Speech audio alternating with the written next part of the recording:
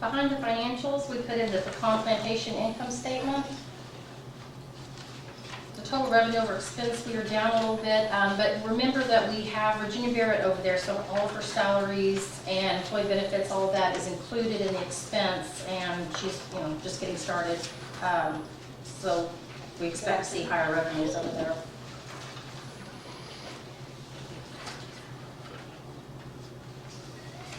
And Chip, per your request, we now have the OSA documents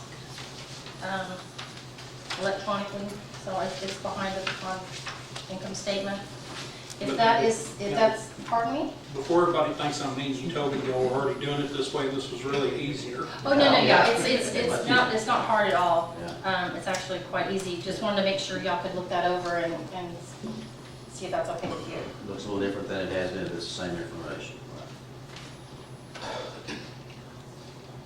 The only thing I actually added was the balance column. And if you go to the last page, you can see that there were 4 transfers made in June.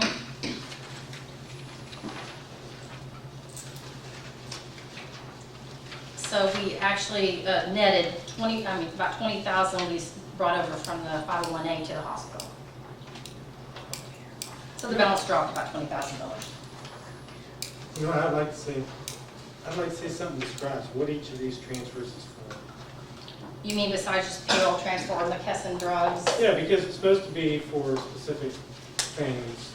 It's not supposed to just be a general fund that the 501A can spend it on. Okay, We'll give you a little more detail on that. sure. Yeah. That's what I was saying.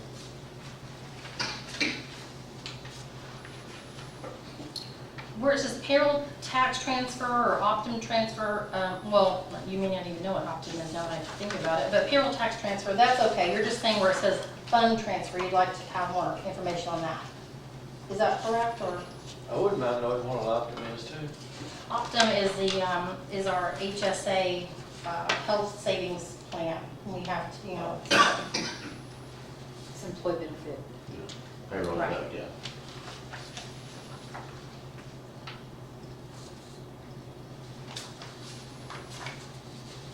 I did start on the 18th of June. There's a line for McKesson drugs.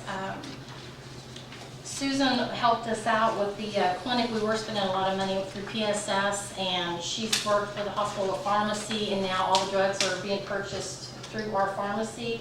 So anything that the 501A purchases, since the hospital pays for it, I transfer that money over. So as you can see, it was, a little over $10,000 for the month of May.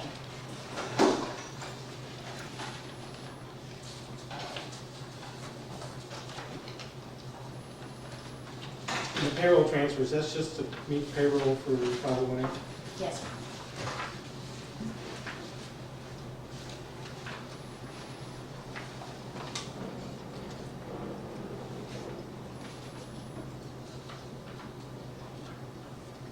So here's a question.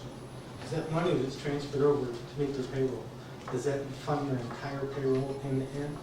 Or do they have their own funds that they're making money from, that they pay some of their employees from, and then these cover the expenses that they? You lost me there. Yeah, Are you yeah. saying? They're generating, they're an entity themselves, so Right. they're generating cash. And then if there's a shortfall in the cash that they have to be able to meet the payroll, then we transfer that from the hospital. Sure. Yeah, I guess my question is, are we always funding their entire payroll every time we transfer No. funds, or is that just a portion? Just portion of the payroll. What we Right. see on OSA is supplemental to make the payroll. Absolutely, yes. But then we do transfer the other way too. We You know, do, because our they got- clerical, They got surplus cash, right, we transfer from the 501A to the hospital. because the clerical people in the 501A get paid under the hospital payroll. So if there's any surplus, Sure. like Ray said, we'll move it back over. Understood.